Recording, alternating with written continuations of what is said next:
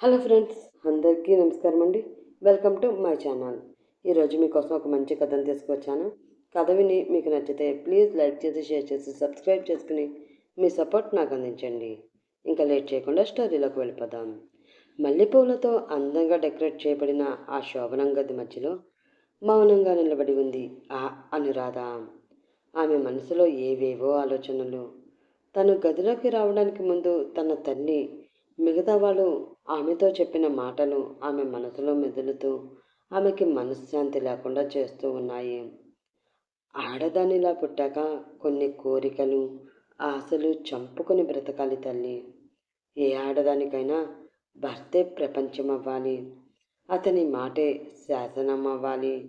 ఏ రోజైతే అతని చూపుని నువ్వు అర్థం చేసుకుని అతని మనసులో భావాలకి అనుగుణంగా నీ నడవడికని మార్చుకుంటావో ఆ రోజే నీ జీవితం కూడా అందంగా ముందుకు కొనసాగుతూ ఉంటుంది.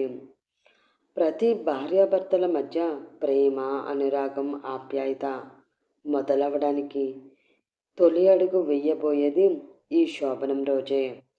ఈ రోజున ప్రేమగా అతనికి దగ్గరయ్యి నీ ఆడతనాన్ని మొత్తం అతనికి ఇచ్చి నిన్ను నువ్వు అతనికి అర్పించుకోవడంతోనే నీ జీవితం ప్రారంభమవుతుంది.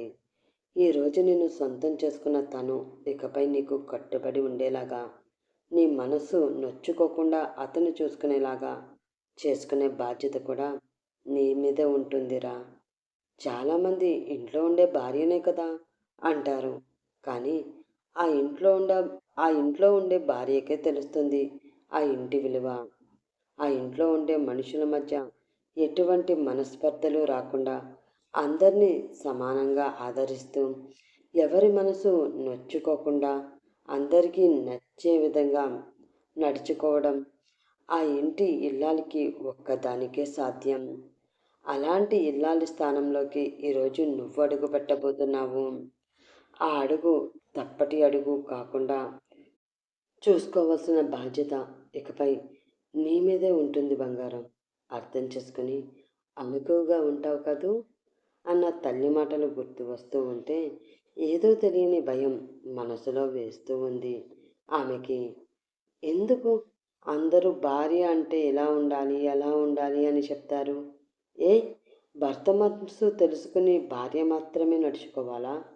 భార్య మనసు తెలుసుకుని భర్త నడుచుకోలేడా? పెళ్లి చూపుల్లో ఒక నిమిషం చూసి నచ్చాడో లేదో చెప్పడానికి ఎదుట మనిషి మనసుని చదివే విద్య ఏమీ ఆడవాళ్ళకి తెలియదు కదా. మొహం చూసి అందంగా ఉన్నంత మాత్రాన నచ్చినట్లేనా?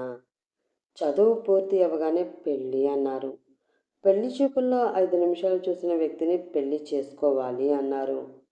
కొంచెం అతని గురించి తెలుసుకుంటాను అంటే చదువు బాగుంది, ఉద్యోగం బాగుంది, కుటుంబ పరిస్థితి బాగుంది, ఇంకేంటి నువ్వు తెలుసుకునేది అంటూ నా నోరు మూయించి ఈ పెళ్లి చేసేశారు.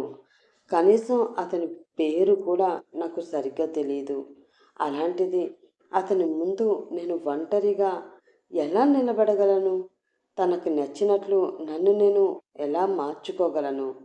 పైగా తను నీ మీద చెయ్యి వేస్తే కసురుకోకూడదు, సిగ్గుపడుతూ నీ ఇష్టాన్ని అతనికి తెలపాలి అంటున్నారు. అది ఎలా సాధ్యం? ఎవరైనా పొరపాటున టచ్ చేస్తేనే కోపం వస్తుంది. అలాంటిది అతను చెయ్యేసి ఇంకేం చేస్తున్నా కూడా మాట్లాడకుండా మౌనంగా ఉండడమే కాకుండా పైగా సిగ్గుపడుతూ ఇష్టం తెలపాలట. అసలు మనసులో ఇష్టం లేకుండా ఆ ఇష్టాన్ని ఎలా తెలుపుతాము అని ఆమె మనసులో అనుకుంటూ ఉండగా ఆ గదికి అటాచ్ చేసి ఉన్న వాష్రూమ్ నుండి బయటికి వచ్చాడు వివేక్. అతన్ని చూడగానే ఏదో తెలియని కోపం వచ్చేసింది ఆమెకి. వాళ్ళంటే పెద్దవాళ్ళు, మూర్ఖత్వం తప్ప ఏమీ తెలియని మనుషులు. కానీ ఈయన చదువుకున్నారు, మంచి జాబ్ చేస్తున్నారు, సిటీలో ఉంటున్నారు. అలాంటప్పుడు ఆడపిల్ల మనసు ఎలా ఉంటుందో, ఆమె ఎలా ఆలోచిస్తుందో, ఎలాంటి వాడు కావాలని కోరుకుంటుందో అన్న విషయాలు పెళ్లికి ముందే తెలుసుకోవాలి అని ఈయన గారికి తెలియదా అని మనసులో అనుకుంటూ అతని వైపు కొర కొర చూస్తూ ఉంది అనురాధ. వాష్రూమ్ నుండి బయటికి వచ్చిన అతను తన చేతికి ఉన్న బ్రాస్లెట్ తీసి అక్కడే ఉన్న ఆ టేబుల్పై పెడుతూ, ఎంతసేపని అలా నిలబడి ఉంటావు, వచ్చేలా కూర్చో అన్నాడు. పర్వాలేదు, చిన్నగా పళ్ళు కొరుకుతూ చెప్పింది ఆమె. ఆ మాటతో సూటిగా ఆమె వైపు చూసి, పర్వాలేదు అంటే నైట్ అంతా అలానే నిలబడి ఉంటాను అని అర్థమా అంటూ అడిగాడు అతను. అలానేమీ కాదు, నిద్ర వచ్చే వరకు ఉంటాను మొండిగా చెప్పింది ఆమె. నిద్ర వచ్చే వరకు నిలబడే ఉండవలసిన అవసరం లేదు, వచ్చి కూర్చున్నా కూడా నిద్ర వస్తుంది చిన్నగా నవ్వుతూ చెప్పాడు అతను. కానీ ఆ నవ్వులో ఆమెకి వెటకారం కనిపించింది. దాంతో కోపంగా వచ్చి తన చేతిలో ఉన్న పాల గ్లాస్ అక్కడే ఉన్న టేబుల్పై పెట్టి ఆ మంచం ఎక్కి కూర్చుంది ఆమె. కొంచెం కూడా మొహమాటం లేకుండా సిగ్గుపడవలసిన సందర్భంలో కోపం చూపిస్తూ ఉన్న ఆమెని అలా చూస్తూ ఉండడం చూసి ముచ్చటగా అనిపించింది వివేక్కి. పెంకి పెళ్ళం అనుకుంటా అని మనసులో అనుకుని, ఏంటి అంత కోపంగా ఉన్నావు, కొంపతీసి పెళ్ళి అంటే నీకు ఇష్టం లేదా ఏంటి అంటూ డైరెక్ట్గా అడిగాడు అతను. ఇష్టం లేదు అంటే వదిలేస్తారా సీరియస్గా అడిగింది ఆమె. వదిలేస్తారా అంటే వదలను, కానీ తప్పదు అంటే కొన్ని కొన్ని సందర్భాల్లో వదిలేయాలి కదా అన్నాడు అతను. ఆ మాటతో చురుగ్గా అతని వైపు చూసి, అంటే పెళ్లి చేసుకోవడం వదిలేయడం అంతా మీ ఇష్టమేనా అంది ఆమె. కాదు, అప్పుడప్పుడు నీ ఇష్టం కూడా ఉంటుంది అందులో అన్నాడు అతను. ఇక్కడ నా ఇష్టం ఎక్కడుంది, అంతా మీ ఇష్టమే కదా, మీకు నచ్చింది ఏదైనా జరుగుతుంది కదా అంది ఆమె.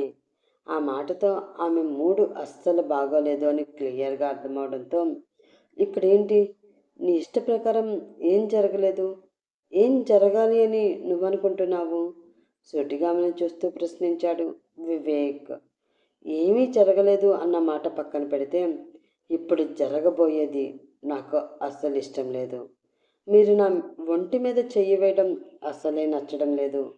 వెయ్యకుండా ఆగుతారా, వేస్తారు కదా, బలవంతంగా అయినా సరే వేసి తీరతారు కదా పళ్ళు కొరుకుతూ అంది ఆమె.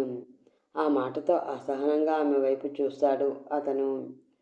ఎంత కోపంగా మాట్లాడుతుంది అంటే నాతో పెళ్ళి ఇష్టం లేదేమో అని మనసులో అనుకుని, ఏంటి ఎవరినైనా ప్రేమించావా అంటూ సూటిగా ఆమె కళ్ళల్లోకి చూస్తూ ప్రశ్నించాడు అతను. ఆ మాటతో కోపంగా అతని వైపు చూసింది ఆమె. ఒంటి మీద చెయ్యి వెయ్యొద్దు అంటే అదే కారణమా, వేరే ఏ కారణాలు ఉండవా, అంత చదువుకుని ఇలా ఎలా ఆలోచిస్తున్నావు నువ్వు అంటూ అడిగింది ఆమె. దీనికి కొంచెం పిచ్చున్నట్లుంది, అనవసరంగా తెలుసుకోకుండా తొందరపడి దీన్ని పెళ్లి చేసుకున్నాను అని మనసులో తనని తాను తిట్టుకుని, చూడు నేను చదువుకున్నాను, సిటీలో జాబ్ చేస్తున్నాను కాబట్టి ఈ జనరేషన్ అమ్మాయిలు అబ్బాయిలపై నాకు ఒక క్లారిటీ ఉంది. అలాగే అందరు అమ్మాయిలు ఒకలాగానే ఉండరు, ఒకే విధంగా ప్రవర్తించరు అన్న విషయం కూడా నాకు బాగా తెలుసు.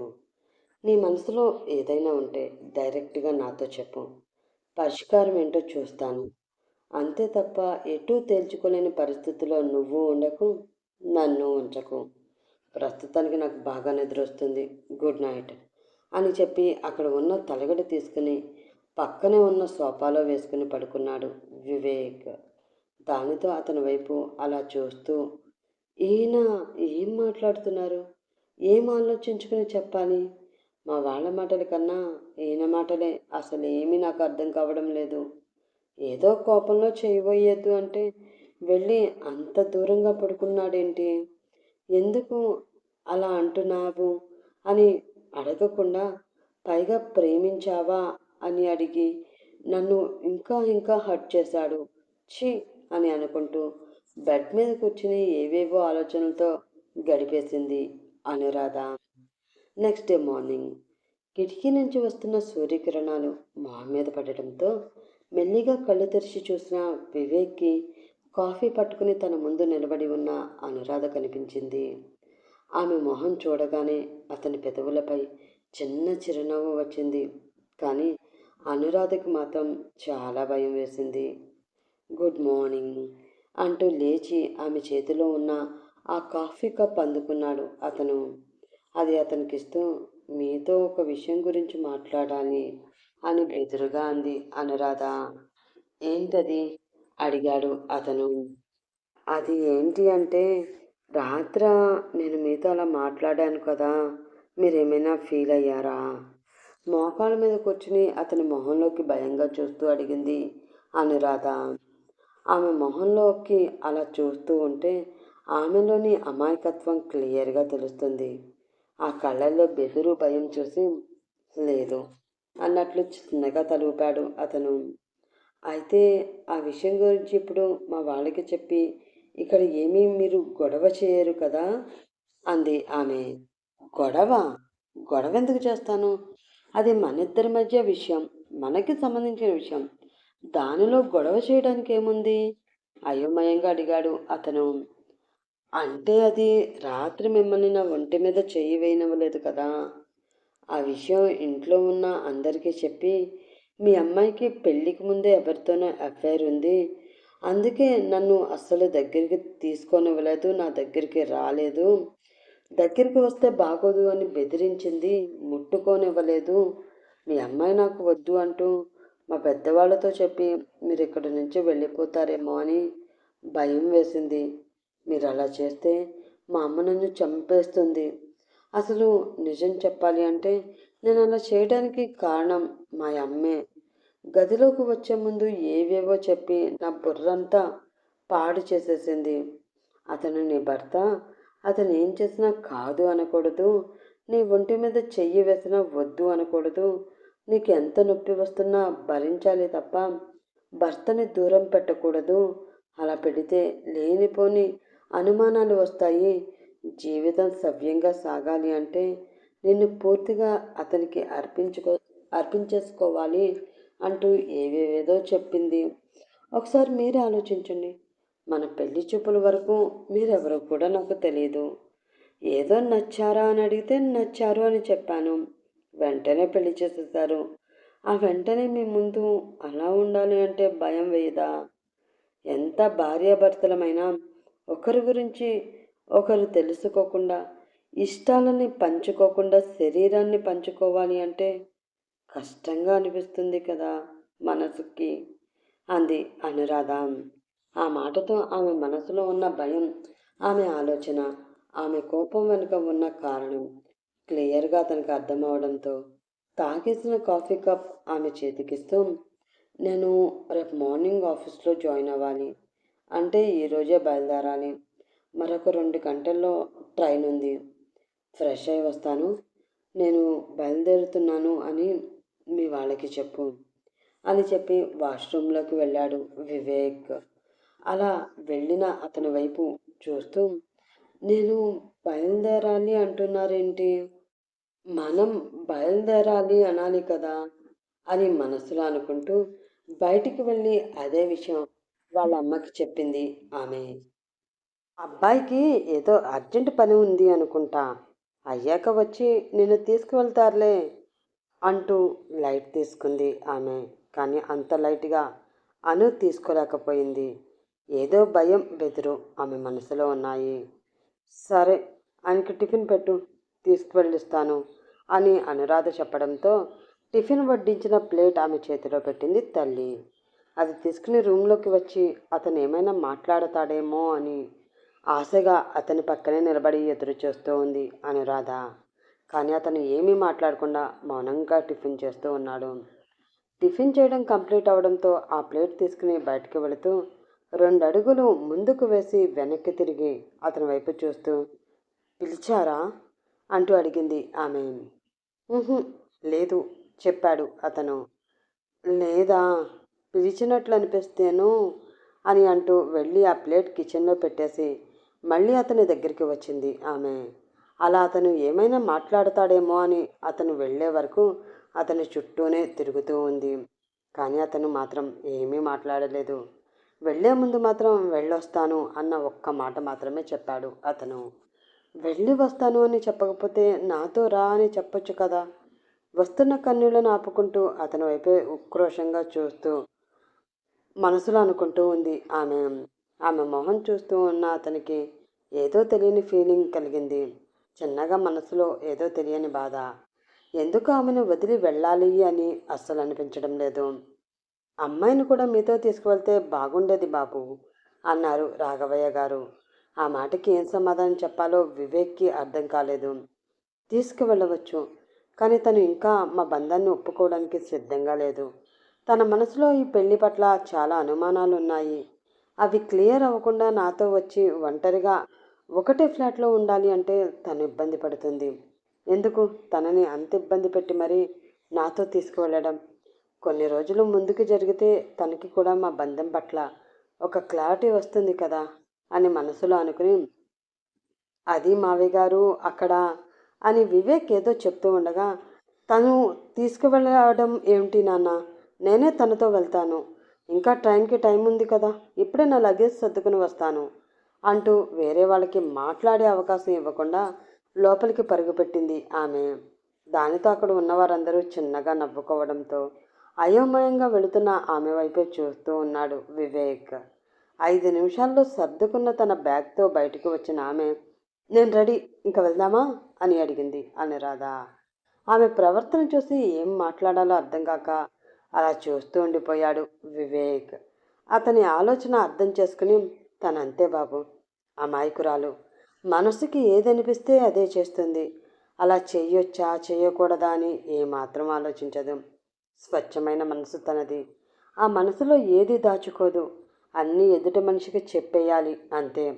వాళ్ళు ఎలా అయినా తీసుకొని దాని గురించి పట్టించుకోదు. మీకేదైనా ఇబ్బంది ఉంటే మీరు వెళ్ళండి బాబు, నేను తనకి సర్ది చెప్తాను అంటూ చెప్పాడు రాఘవయ్య. అప్పటికే ఆమె ప్రవర్తన పట్ల క్లారిటీ ఉన్న వివేక్, అవసరం లేదు మావయ్య గారు, నేను తనని నాతో తీసుకువెళ్తాను. పెళ్ళయింది కొత్త కదా, మిమ్మల్ని అందరినీ వదిలి వచ్చేస్తే కొంచెం బెంగగా ఉంటుంది అని తర్వాత తీసుకువెళ్దాం అనుకున్నాను. కానీ తనకి రావడం ఇష్టమైతే తీసుకువెళ్ళడానికి నాకేమీ అభ్యంతరం ఉంటుంది, నేను తీసుకువెళ్తాను అంటూ చెప్పాడు వివేక్. అలా స్టేషన్కి వచ్చిన వాళ్ళిద్దరూ ట్రైన్ ఎక్కారు. తమను ఎక్కించిన వాళ్ళకి టాటా చెప్పడంతో ఆ ట్రైన్ బయలుదేరింది. కిటికీలోంచి బయటికి చూస్తూ ఉన్న ఆమె వైపు రెప్ప కూడా వేయకుండా చూస్తూ, మరి నాతో వస్తున్నావు, అక్కడ ఎవ్వరూ ఉండరు, నువ్వు నేను మాత్రమే ఒక ఫ్లాట్లో ఉండాలి, నీకు ఓకేనా అంటూ అడిగాడు వివేక్. దానితో అతని పక్కకి వెళ్ళి అతని భుజం చుట్టూ తన చేతిని చుట్టేసి గట్టిగా పట్టుకుంటూ ఆ భుజం మీద తల వాల్చుకుని పడుకుని, నేను అమాయకురాలిని అని అందరూ అంటుంటారు, కానీ నాకు కూడా ఎదుటి మనిషిని అర్థం చేసుకోవడం వచ్చు. రాత్రి మీ ప్లేస్లో ఎవరైనా ఉండి ఉంటే, మనకి పెళ్ళైపోయింది, ఇది నా హక్కు అంటూ నన్ను బలవంతం చేసేవారు. లేదు అంటే అప్పుడే బయటకు వచ్చి ఆ విషయం గురించి పెద్ద రాద్ధాంతమే చేసేవారు అందరి ముందు. కానీ మీరు అలా ఏమీ చేయకుండా నన్ను అర్థం చేసుకుని నాకు ఆలోచించుకోవడానికి టైం ఇచ్చారు. ఒక సందర్భంలో మీరు నన్ను అనుమానించారు కూడా, అది కూడా నేను మర్చిపోలేదు. కానీ అందులో మీ తప్పు కూడా పెద్దగా ఉన్నట్లు నాకు అనిపించలేదు. ఎందుకంటే ప్రజెంట్ సమాజం అలా ఉంది కాబట్టి మీరు అలా ఆలోచించడంలో తప్పులేదు అనిపించింది. అందరూ చెప్తూ ఉంటారు, మనల్ని అర్థం చేసుకునే భర్త వస్తే అంతకన్నా అదృష్టం మరొకటి ఉండదు అని. ఆ గదిలో నేను అడుగుపెట్టినప్పటి నుంచి మీరు నన్ను మా వాళ్ళ దగ్గర వదిలి ఇక్కడికి రావడానికి సిద్ధపడినంత వరకు మీరు నా గురించి చాలా ఆలోచించారు. నా ఇబ్బందిని తెలుసుకుని నాకు కొంచెం టైం ఇవ్వాలి అనుకున్నారు. అక్కడే తెలిసిపోతుంది కదా మీరు నాకు ఏ కష్టం కలగకుండా జీవితాంతం చూసుకుంటారు అని. అప్పుడే ఫిక్స్ అయిపోయాను, నా జీవితం మీతోనే. నాకు మనసులో ఏది దాచుకుని మాట్లాడడం తెలీదు. ఏదైనా మొహం మీదే మాట్లాడతాను. అలా మాట్లాడినప్పుడు గొడవలు పెంచకుండా రాత్రి కట్ చేసినట్లు కట్ చేయండి, జీవితం హ్యాపీగా ముందుకు సాగిపోతుంది అంది ఆమె. ఆ మాటతో చిన్నగా నవ్వుకుని ఆమెను చూసి, మనసులో ఒకటి దాచుకుని పైకి ఒకటి చెప్పేవాళ్ళు ఉన్న ఈ సమాజంలో నువ్వు కడిగిన ముత్యం లాంటిదానివి అను. రాత్రి నువ్వు అన్న మాటల్లో నీ కోపం కనిపించింది, కానీ నా మీద అసహ్యం, నేనంటే ఇష్టం లేని తనం కనిపించలేదు. నేను వెళ్ళి సోఫాలో పడుకున్న తర్వాత కూడా నువ్వు నా గురించి చాలా ఆలోచించావు. నన్నే చూస్తూ చాలాసేపు గడిపేశావు. అప్పుడే నీతో మాట్లాడదాం అనుకున్నాను. కానీ అంత అందంగా ఉన్న నిన్ను చూసి దూరంగా ఉండలేక ఏదైనా స్టెప్ తీసుకుంటే మళ్ళీ తమరి మనసులో లేనిపోని అనుమానాలు వచ్చేసి గొడవ చేసి అందంగా సాగవలసిన మన జీవితాన్ని ఏం చేసేస్తావో అన్న భయంతో నీ దగ్గరికి రాకుండా అలాగే పడుకుండిపోయాను.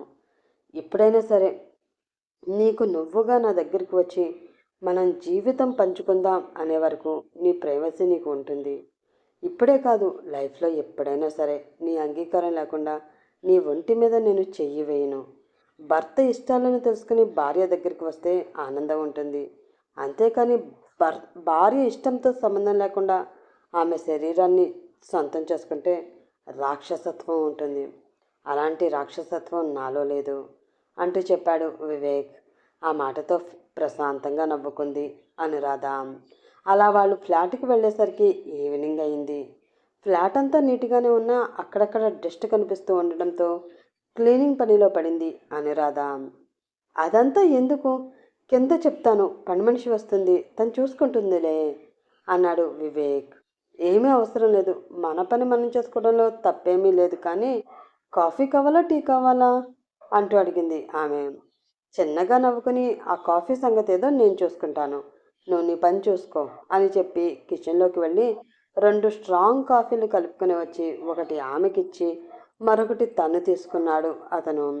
ఆ కాఫీ ఒక సిప్ చేసి, వావ్ సార్, మీకు కాఫీ పెట్టడం ఇంత బాగా వచ్చా అంటూ అడిగింది ఆమె. ఏదో బ్యాచులర్ని కదా, కాఫీ వరకు మేనేజ్ చేయగలను, కానీ వంట అయితే మాత్రం నా వల్ల కాదు అన్నాడు అతను. పర్వాలేదు, వంట నేను బాగానే చేస్తాను, మీరు జస్ట్ వెజిటేబుల్స్ కట్ చేసేస్తే చాలు, ఉల్లిపాయలు కట్ చేయడం నా వల్ల కాదు, కళ్ళలో నీళ్ళు వచ్చేస్తాయి అంది ఆమె. సర్లే, అక్కడి వరకైతే నేను ఏదోలా మేనేజ్ చేయగలను, ఈ రోజుకైతే వంట చేయడం కుదరదు కదా, ఫుడ్ ఆర్డర్ పెడతాను అన్నాడు అతను. ఏమీ అవసరం లేదు, మీకేం కావాలో చెప్పండి, నేను చేసి పెడతాను కదా అంది ఆమె. ఎందుకు, జర్నీ చేసి వచ్చావు, అలసిపోయి ఉంటావు కదా, రెస్ట్ తీసుకో అన్నాడు అతను. పర్వాలేదు అంటున్నాను కదా, నేను చేస్తాను అంది ఆమె. దాంతో ఇంకేమీ మాట్లాడలేక సరే నీ ఇష్టం అంటూ ఫ్రెష్ అవడానికి తన గదిలోకి వెళ్ళాడు అతను బయటికి వచ్చేసరికి ఇల్లంతా నీట్గా చేసి వంట పనిలో పడింది ఆమె. చీర కొంగు నడుము దగ్గర దోపి తల ముడిపెట్టి వంట చేస్తూ ఉన్న ఆమె మొహం మీద చిరు చెమటలు పట్టేశాయి. అలా ఆ చెమటికి తడిచి ఉన్న ఆమె మొహం చూస్తూ ఉంటే చాలా ముద్దుగా అనిపించింది అతనికి. తెల్లటి ఆమె శరీరం అంతా రెడ్డిష్ కలర్లోకి మారుతూ ఉండగా ఎదర ఉన్న వెంట్రుకలు ఆమె మొహం మీద పడి ఆమెకి చిరాకు తెప్పిస్తూ ఉన్నాయి. దానితో నోటితోనే ఆ వెంట్రుకలను పైకి ఊదుతూ తన పనేదో తను చేస్తూ ఉంది ఆమె. కానీ ఆ వెంట్రుకలు అస్సలు మాట వినకుండా ఆమె ఊదిన కొద్దీ మొహం మీద పడుతూనే ఉన్నాయి. అది చూసి చిన్నగా నవ్వుకుని, అందాల రాక్షసివే నువ్వు, దూరంగా ఉంటూ ఊరిస్తున్నావు, దగ్గరికి వస్తే దూరం పెట్టేస్తావు, నీ మనసు కరిగి నువ్వు నా దగ్గరికి ఎప్పుడు వస్తావో ఏంటో, అప్పటి వరకు ఈ బ్రహ్మచారి వ్రతం తప్పదు దేవుడా అని అనుకుంటూ ఆమె దగ్గరికి వెళ్ళి ఆమెకి చిరాకు పెడుతున్న ఆ వెంట్రుకలను సుకుమారంగా తీసి ఆమె చెవి వెనుక పెడుతూ, ఇప్పుడు ఓకేనా అన్నాడు అతను. ఆ మాటకి చిన్న చిరునవ్వుతో థ్యాంక్ యూ అని చెప్పింది ఆమె. అతి మృదువుగా ఉండే ఆ పెదవుల మధ్య నుండి చాలా సున్నితంగా థ్యాంక్ యూ అన్న మాట రావడంతో ఆ మాట డైరెక్ట్గా అతని మనసుకు తాకింది. థ్యాంక్ యూ అని చెప్పకపోతే ఐ లవ్ యూ అని చెప్పొచ్చు కదా, ఇప్పుడే నిన్నెత్తుకుని గిరగిరా తిప్పి ఒక ఘాటైన ముద్దు కానుకగా ఇచ్చేవాడిని అని మనసులో అనుకుంటూ ఉన్నాడు అతను. ఆ ఫీలింగ్స్ అతని కళ్ళల్లో కనిపిస్తూ ఉండడంతో చిన్నగా నవ్వుకుని, నేను పెంకి పెళ్ళాన్ని బాబు, అంత ఈజీగా నీకు దొరికితే నా విలువ నీకేం తెలుస్తుంది, కాస్త ఎదురు చూడు అని మనసులో అనుకుంది ఆమె. ఇంట్లో ఉన్న వాటిలతోటే తనకి నచ్చిన ఐటమ్స్ చేసి అతను ముందు పెట్టింది. అవి తింటూ చాలా బాగా చేశావు అంటూ పొగుడుతూనే ఉన్నాడు అతను. ఎవరినైనా ప్రేమించారా సడన్గా అడిగింది ఆమె. ఆ మాటతో ఒక్కసారిగా పొరబోయింది అతనికి. చిన్నగా దగ్గుతూ ఉన్న అతని తల మీద మెల్లిగా కొడుతూ, అతనికి నీళ్లు పట్టించి, ఏంటి ప్రేమించారా అని అడిగితేనే పొరబోయింది. అంటే ప్రేమించారనమాట మీరు? కోపంగా అడిగింది ఆమె. ఏం మాట్లాడుతున్నావు నువ్వు? వయసు వచ్చిన కుర్రాడు ప్రేమించకుండా ఎందుకు ఉంటాడు చెప్పు? కానీ అది ప్రేమ కాదు, జస్ట్ అట్రాక్షన్ అంతే అన్నాడు అతను.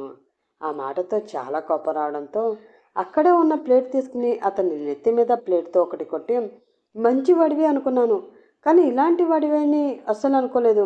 చి, అవతలికి పో, నువ్వు నాకొద్దు అంటూ అరుస్తూ గదిలోకి వెళ్ళి తలుపు వేసుకుంది ఆమె. అది చూసి కంగారుపడి, ఏ అను అను ప్లీజ్ నా మాట విను అని అంటూ ఆమె వెనకే వెళ్ళి ఆ తలుపు కొడుతూ, నిజం చెప్తున్నాను, అట్రాక్షన్ మాత్రమే, అర్థం చేసుకోవే. నిజంగా సిన్సియర్గా ప్రేమించి పెళ్లి చేసుకోవాలని ఎవ్వని అనుకోలేదు. ఏదో కళ్ళ ముందు అమ్మాయిలు కనిపిస్తూ ఉంటే ఆ అమ్మాయి బాగుంది అని 1-2 రోజులు కూడా తిరిగిన మాట నిజమే. కానీ సినిమాలకి షికార్లకి తిరిగి పార్కుల్లో మీటింగులు పెట్టుకునే వరకు అయితే ఏ విషయం వెళ్ళలేదు.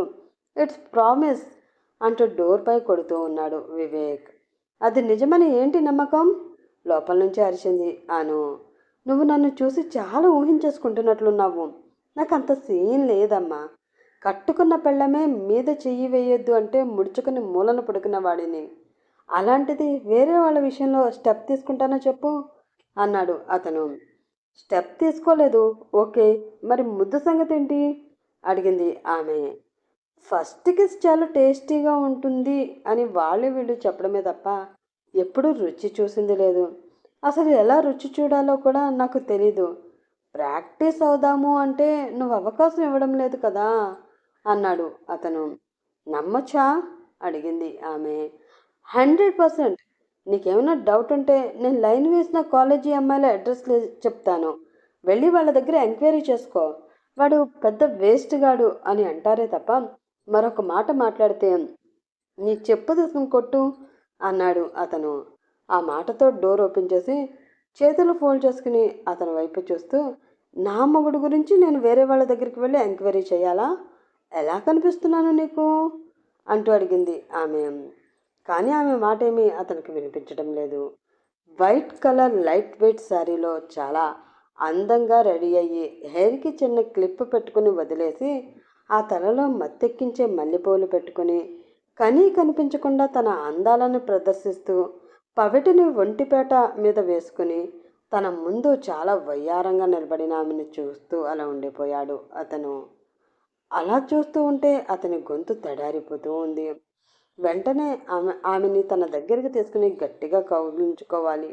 ఆమె అందాలను తడుముతూ ఆ మొదటి ముద్దు రుచి చూడాలి అని అనిపిస్తుంది. కానీ దగ్గరికి వెళితే ఏం చేస్తుందో అన్న భయంతో అతని అడుగు ముందుకు పడడం లేదు. అతని చూపు గమనించి, ఏంటి అలా చూస్తున్నావు అంటూ అడిగింది ఆమె. కాశ్మీరీ యాపిల్ కవ్విస్తూ కళ్ళ ముందు కనిపిస్తుంది, కానీ కొరుక్కు తినే భాగ్యం ఉందో లేదో అర్థం కావడం లేదు, అందుకే చూస్తున్నా అని అంటున్న అతని చూపులు ఆమె శరీరంలోని ప్రతి అణువుని మింగేసేటట్లు చూస్తూ ఉన్నాయి. అది గమనించి, కొంచెం మొహం చూసి మాట్లాడతారా అంది ఆమె. సో సారీ, చాలా కష్టం. ఎలాగో ముట్టుకునే అదృష్టం ఇవ్వడం లేదు. కనీసం చూపులతో అయినా చూసుకొని ఇవ్వవే, మొగుడినే కదా అన్నాడు అతను. ముట్టుకోవద్దని నేను అనలేదు కదా, అయినా నువ్వు ముట్టుకోకుండా మూలను కూర్చుని ఉండడానికా నేను ఇంత అందంగా రెడీ అయింది అంది ఆమె. ఆ మాటతో కళ్ళు పెద్దవి చేసి ఆమె కళ్ళలోకి సూటిగా చూస్తూ, నిజమా అంటూ అడిగాడు అతను. కాదు అని నీకు ఏమాత్రం అనిపించినా బయట సోఫాలో పడుకోవచ్చు, అనిపించకపోతే వచ్చి రుచి చూడవచ్చు కాశ్మీర్ యాపిల్ని అంటూ లోపలికి వెళ్ళిపోతూ ఉంది ఆమె. దాంతో ఆమె వెనకే వెళ్ళి ఆమెని గట్టిగా కౌగిలించుకున్నాడు అతను. ఆ చర్యతో గట్టిగా కళ్ళు మూసుకుని అతని చేతుల మీద తన చేతులు చిన్నగా పెట్టింది ఆమె. తనలో రగులుతూ ఉన్న ఆవేశాన్ని ఆపుకోలేక ఆమెని తన వైపుకు తిప్పుకొని ఆమె పెదవులను తన పెదవులతో ముడివేసి ఆత్రంగా రుచి చూస్తూ ఉన్నాడు అతను. అతని నడుం చుట్టూ తన చేతులు బిగించి గట్టిగా పట్టుకుంటూ అతనికి సహకరిస్తూ ఉంది ఆమె. అలా ఆమె పూర్తి సహకారం లభించడంతో ఆమె అణువణువుని తన పెదవులతో తాకుతూ ఆమె శరీర అందాలను తన చేతులతో కొలుస్తూ చివరికి ఆమెలో ఒక్కటిగా కలిసిపోయాడు అతను. చాలాసేపటి తర్వాత తన గుండెల మీద ఆదమర్చి నిద్రపోతూ ఉన్న ఆమెను చూసి, రాత్రి జరగవలసింది ఈ రాత్రి జరిగింది. నిజంగా మీ పెద్దవాళ్ళు చెప్పినట్లు మౌనంగా ఉండి రాత్రి నువ్వు నన్ను భరించి ఉంటే ఇంత సుఖం నా సొంతం అయ్యేది కాదు. ఆడది మనస్ఫూర్తిగా ఇష్టపడి దగ్గరికి వస్తేనే ఏ సుఖంలో అయినా సంతోషం ఉంటుంది. బలవంతంగా సొంతం చేసుకుంటే అందులో సుఖం ఉంటుందేమో కానీ సంతోషం ఉండదు. ఆ ఆడదాని కన్నీళ్ళు మాత్రమే ఉంటాయి. ప్రామిస్ చేసి చెప్తున్నాను, నా మూలంగా నువ్వు కన్నీళ్లు పెట్టుకునే పరిస్థితి ఎప్పటికీ తీసుకురాను. అర్థం చేసుకుంటాను. నన్ను నువ్వు అర్థం చేసుకున్నట్లు నీకు నువ్వుగా నా దగ్గరికి వచ్చి నా సొంతమైనట్లు నేను కూడా నేను అర్థం చేసుకుంటాను. ఎప్పటికీ నీకు భర్తగా, నీకు సొంతమైన వాడిగా నీతో జీవితాంతం సంతోషంగా ఉంటాను అని మనసులో అనుకుని మనస్ఫూర్తిగా కళ్ళు మూసుకున్నాడు అతను. ఇది ఫ్రెండ్స్, పెంకి పెళ్ళంతో మొదటి రాత్రి స్టోరీ. మరొక మంచి స్టోరీతో మరొక రోజు కలుసుకుందాం. అప్పటి వరకు bye bye. Have a nice day. ఈ స్టోరీ నచ్చితే ప్లీజ్ సబ్స్క్రైబ్ చేయండి.